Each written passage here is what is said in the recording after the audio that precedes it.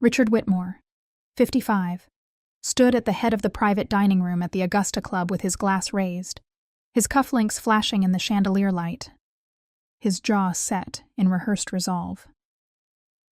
The room had been dressed for celebration, ivory linens, polished silver, a centerpiece of pale roses chosen to match the sash on his daughter's graduation gown.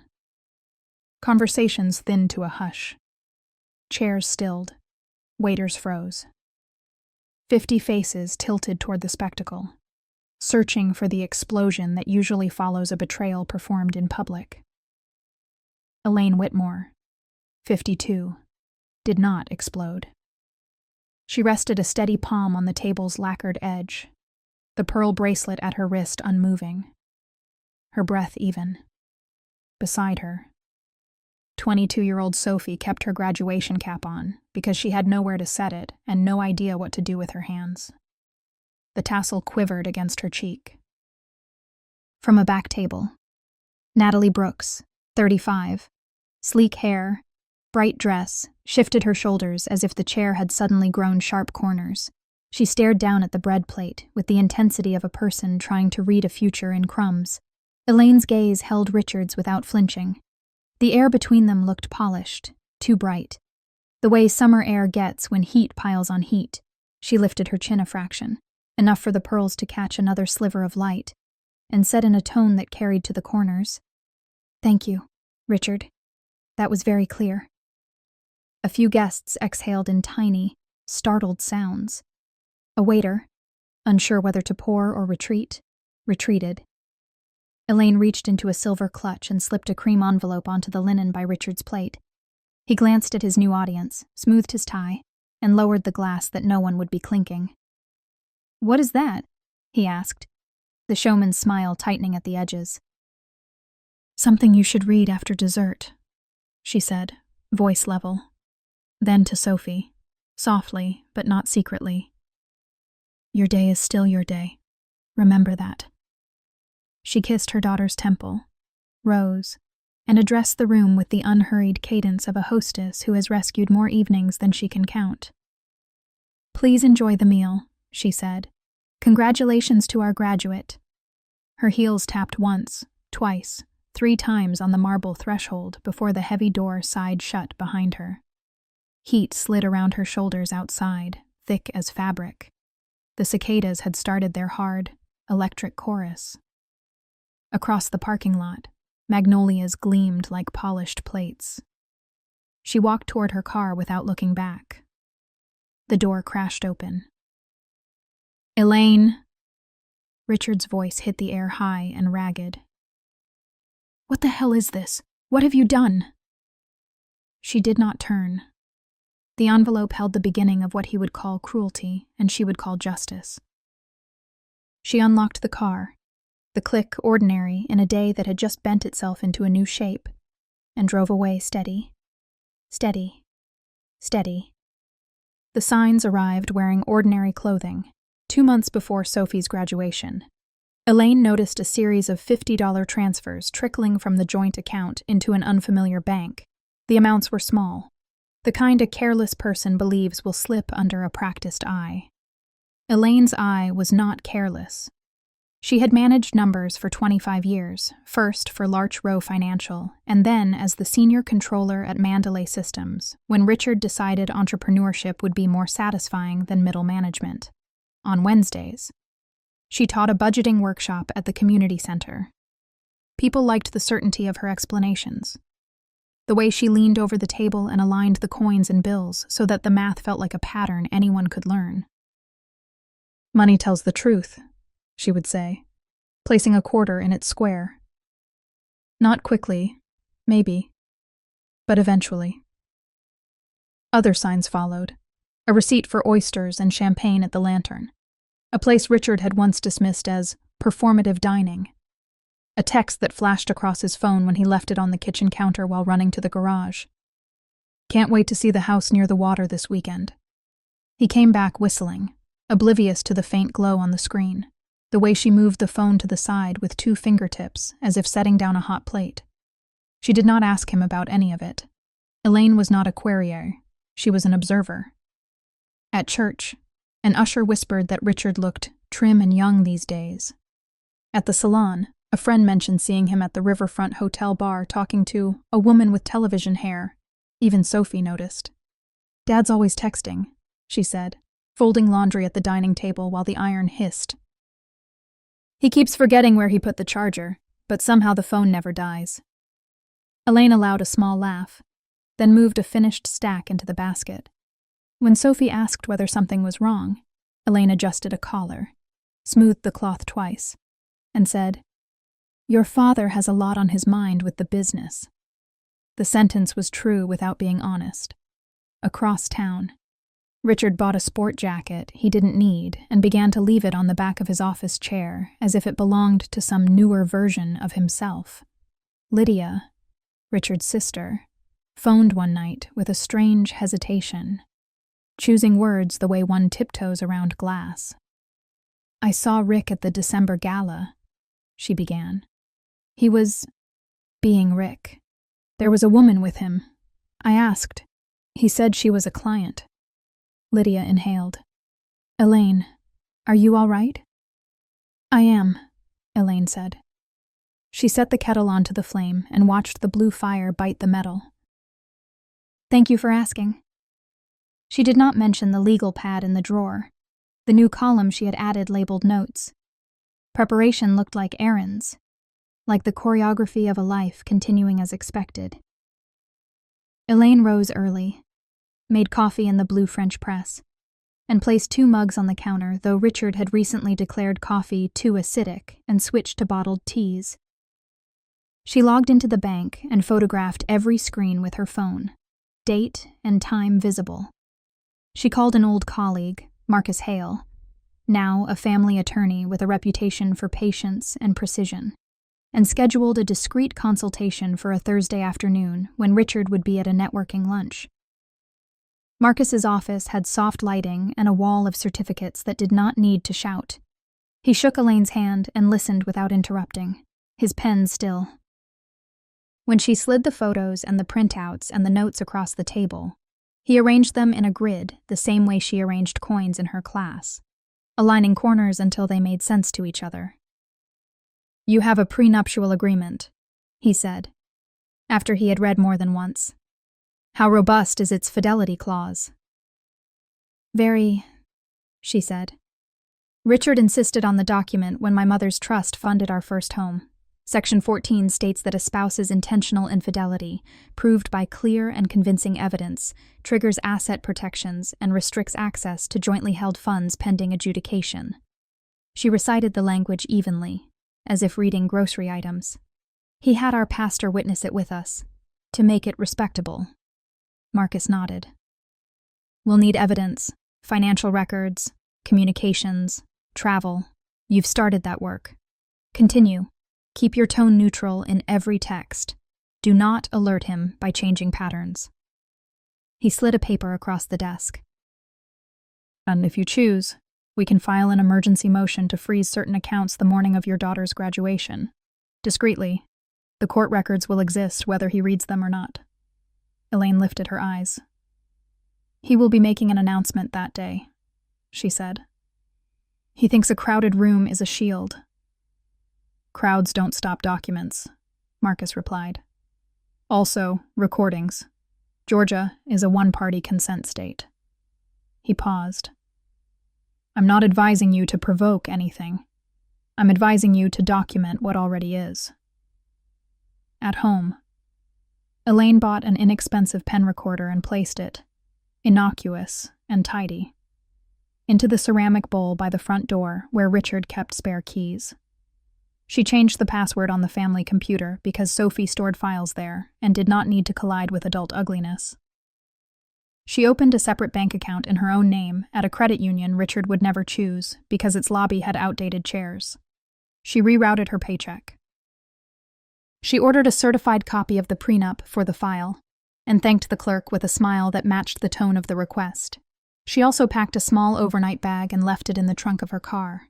It contained a navy dress, a toothbrush, and the photo Sophie loved.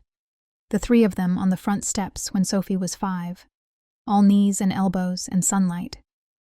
Elaine placed the photo face down in the bag so that when she reached for something in a hurry, she would choose the dress instead of memory. The first counterstrike unfolded with the ease of choreography practiced in private, the morning of Sophie's graduation.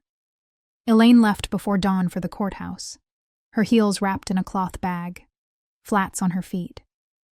The sky over Broad Street was pale and quiet. Marcus met her at the entrance with a file under his arm. They climbed the stone steps together without speaking much. Words felt like echoes in that hour. Inside, the clerk stamped papers with a heavy, comforting sound. Emergency motion, petition for dissolution, request for temporary orders. Marcus's voice was low and factual. Elaine's hand was still. By 9, the filings were on the docket. By 10, an order had gone to the banks named in the motion. By 11, Elaine had returned home to dress in the dove-gray sheath Sophie had chosen for her and to pin the pearl earrings into place. She drove to the ceremony with Sophie's cap and gown steamed and ready, steadying the zipper when Sophie's hands shook from excitement. After the ceremony, after hugs and photos and the sweet slant of relief that slides through a crowd when the names have all been called, the party gathered at the club. Richard shook hands, slapped backs, and performed fatherly joy with practiced flourish. Natalie arrived late, slipping into the back like a woman arriving at the theater after the lights dimmed. Lydia took a seat near Elaine and studied her brother's fast smile with a teacher's skepticism. "He is too pleased with himself," she murmured to Elaine without moving her lips. When Richard lifted his glass and delivered the line he had rehearsed, Elaine already knew what the bank had done. She knew the envelope by his plate contained his copies of filings and a letter she had written in a hand that never wobbled. She knew the recorder by the door bowl held a conversation from 2 nights ago in which Richard had said, laughing, "She's too gracious to make a scene in public." And Natalie had said, "You promised we'd be in Savannah by August." And Richard had said, "We will be. The money's almost moved." Elaine had stopped the device with a click as clean as a period. She did not watch him read. She did not need to. She walked away in the summer heat and let the first counterstrike complete itself behind her like a paper sliding into place in a file drawer. News travels along lines you don't see until it moves. Within hours. Texts multiplied. Some were tender and brief. "Here if you need anything." Others were oblique inquiries disguised as concern. "How are you holding up? Did you know about—" Elaine responded to very few. She sent 3 messages only, one to Sophie, one to Lydia, and one to her neighbor, Miss Jensen, who had a key and a talent for calming barking dogs when the doorbell rang. "All is well enough," she wrote. "Please rest. Talk tomorrow." Richard went to the house first. He threw the front door wide, found the living room arranged exactly as it had been for years, books in their lanes, throw blanket folded, and paced like a man who had expected a different movie to be showing. Elaine sat in the armchair with a folder open on her lap, her legs crossed at the ankle, her demeanor courteous. He waved the envelope. "What is the meaning of this?" he barked. "On Sophie's day?" "It aligns with your timeline," she said, tone even. "You announced your intention. The filings reflect mine. You froze our accounts." "The court did, temporarily." She inclined her head toward the document. "Your personal account is untouched." He blinked, recalculating. "You can't do this," he said, which is what men say to women who already have. "I have," she said. "Lydia invited me to stay with her tonight. I'll give you until tomorrow evening to collect what is yours." He made a series of gestures, palms up in appeal, then fingers to his forehead as if pressing back a headache, then an abrupt pivot toward the fireplace as if the mantel might offer counsel. His phone buzzed. He ignored it. It buzzed again. He frowned, pulled it out, and scowled. "She's at the apartment," he muttered. "What apartment?" Elaine asked, though she already knew. "The one on Water Street." He spoke to the mantel. The lease is in both. He stopped. There was a problem with the application. Yes, Elaine said. The leasing agent called our landline to verify certain items. I happened to be home. She rose, smoothing the skirt with an absent, economical motion. A locksmith will change the locks tomorrow at 6. He stared. You're cruel. I'm orderly, she said. When he left, doors opened elsewhere. He went to Lydia's bungalow next, arriving with Natalie in tow, as if an audience could save him. Lydia met them on the porch. Don't bring a stranger into my living room for this, she said, without malice and without moving aside. I'll speak with you on the steps. Natalie held her purse with both hands like an item easily dropped. Richard started in about accounts and emergencies and irrationality. Lydia listened, then said, You broke your own house first. Natalie whispered, I thought you said she'd be reasonable. And Lydia turned her gaze on the younger woman the way a faculty chair looks at a plagiarized paragraph. Reasonable looks different from the far side of theft, she said. Later, Sophie arrived at Lydia's, mascara smudged and chin lifted. On the porch, she hugged her mother with both arms and stood a long time without talking. He hurt you, she said finally, voice flat with the knowledge of adults. On purpose. Elaine tucked a stray hair behind Sophie's ear. He hurt the story we were all in, she answered. We will write another. 3 days later, rain stitched the courthouse windows into gray squares. The preliminary hearing convened in a small courtroom with bad carpet and very good acoustics. Elaine sat at the petitioner's table with Marcus, her posture level, her hands folded. Richard sat with a young attorney from a large firm who kept flipping to the wrong page in his file. Natalie did not attend. The judge, a woman with sharp, resting patience, reviewed the prenuptial agreement, then the motion, then the ledger of transfers. She asked for clarity, only when clarity served precision. Section 14, she said to the young attorney, tapping the page with a pen. Does your client dispute its existence, its language, or its applicability? The young attorney cleared his throat. Your Honor, we believe the clause has expired due to the length of the marriage. The judge read aloud. For the duration of the marriage and any proceedings arising from its dissolution. She looked over her glasses. That is not an expiration. She turned to Marcus. Counselor? Marcus stood with an economy of movement. Your Honor, we request the temporary freeze remain, the family residence maintained, and discovery to proceed under the standard timetable. Additionally, recordings made by Mrs. Whitmore within her home demonstrate intent to dissipate assets. Georgia is one-party consent. Richard shifted hard in his chair. The judge lifted an eyebrow. Noted, she said. Motion granted. The freeze remains in place. Residence remains with petitioner. Discovery to proceed. She rapped the gavel once, a sound like a door deciding to close. In the corridor afterward, Richard approached with an expression he must have practiced in other rooms, pain arranged as contrition. Elaine, he said, 28 years should count for something. They do, she said. They count for everything that was good. This hearing counted for everything that is lawful. She turned, not abruptly and not slowly, and walked toward the elevator where Lydia waited, her umbrella like a small, dark sail. Decline does not announce itself with trumpets. It shows up in missed calls, in bills forwarded to new addresses, in the humbling of men who thought rules were for other people. Richard's business faltered without the quiet competence Elaine had supplied for years. Clients who enjoyed his charm cared less for his invoices when the reports contained errors. A supplier called Lydia, not Elaine, to ask whether Richard was all right, and Lydia told the truth. He is learning consequences. Natalie lasted 2 weeks in the Water Street apartment before deciding she preferred a life with fewer practical inconveniences. A neighbor saw her carry out 2 suitcases and a plant.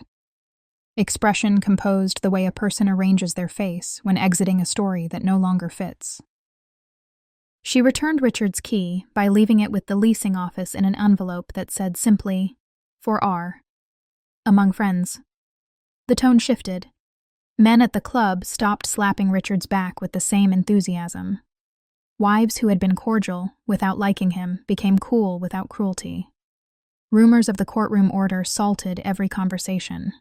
Richard told anyone who would listen that Elaine had blindsided him. Anyone who could read a calendar understood that blindsiding is difficult when a man toasts his own departure in front of 50 witnesses. At church, the pastor preached about covenants without naming names. In line for coffee afterward, Miss Jensen said to Elaine, "You're carrying yourself like a person who slept 8 hours." Elaine smiled and did not explain that sleep still came in careful pieces, that peace was being built, not found. Sophie moved to Charleston to start her job and called every other night on her walk home. On the phone, her voice did grown-up things. It steadied itself. It asked concrete questions. It chose kindness without pretending. "He texted me about lunch," she said once. "I told him I'm not ready. He sent a thumbs up and then 3 paragraphs. I didn't respond to the paragraphs." Elaine listened to the weather in Sophie's city, the way rain hit the sidewalks near her apartment, the smell of bread from the cafe on the corner at 5. Newspapers did not print their story, but the city performed its own publishing. A hairdresser repeated a version to a banker, who told a realtor, who told a neighbor, who told a cousin, and by the time it came back around, Richard had confessed to more than he had done, and Elaine had executed maneuvers more cinematic than real life requires. Through it all, Elaine kept her errands visible and her opinions private. She watered the ferns, rolled the trash can to the curb on Tuesdays, and returned the grocery cart to the exact corral it came from. Rebuilding began in a one-room office above a florist where the air always held the faint, metallic sweetness of cut stems. Elaine rented the space month to month and set a second-hand desk near the window. She printed business cards that read, "Whitmore Transitions, Financial Clarity for Life Changes." She did not add the tagline Sophie suggested, "She'll save you because she saved herself," but she kept the slip of paper with the phrase taped inside a drawer. Clients arrived by word of mouth. A widow who had been told by her late husband's brother that numbers weren't feminine. A nurse divorcing a husband who operated like a magician with joint credit. A teacher planning a midlife career shift who had never looked at her retirement statement because the columns made her throat tighten. Elaine sat with each woman and drew budget boxes on legal pads, slid statements into clean piles, and said things like, "Let's sort what's yours from what's ours from what's owed," and "We'll put every dollar where it can be accounted for." The town noticed. The bank manager sent referrals. The community center asked her to expand the workshop to Saturday mornings for women who worked nights. A reporter from the local paper called to profile her for a column about small businesses that change the temperature of a room. In the photo, she stood by the window with the florist's peonies blurry behind her, her posture straighter than it had been in years. Lydia brought over a box of old family photos one evening. They sat at Elaine's kitchen table and sorted, laughing at hair and shoulder pads, setting aside a pile for Sophie. "You look lighter," Lydia said, tapping a picture of Elaine at 30, holding baby Sophie, both of them blinking at the sun. "I feel uncluttered," Elaine answered, choosing the word as carefully as she chose categories for a spreadsheet. "It's not joy every minute. It's space." Richard texted occasionally in that period. The messages cycled through the 5 stages of apology. Some contained all-caps words. Some contained compliments that remembered only the parts of her that were useful to him. She responded to the logistical ones about discovery and documents and ignored the rest. Once he wrote, "I can't believe you recorded me." And she typed, "The law believes it." and put the phone back in the drawer. The final hearing fell, with indifferent symmetry, on the date that would have been their 29th anniversary. The courthouse smelled like old paper and lemon cleaner. Elaine wore navy and flats and the bracelet with the small nick near the clasp where it had once caught on a banister. Marcus set the file on the table like an object he respected. Richard arrived with a different attorney. Older, careful, realistic. The judge read findings into the record in a voice with no jagged edges. The prenuptial agreement stood. Assets were divided according to its terms. The house remained Elaine's. Retirement accounts followed the formula Richard himself had demanded decades earlier when he believed the future would reward him more than her. Outside on the steps, Richard tried again. His eyes were bloodshot, in the way of men who have not slept well in places that do not feel like theirs. "Elaine," he said, "I'm sorry."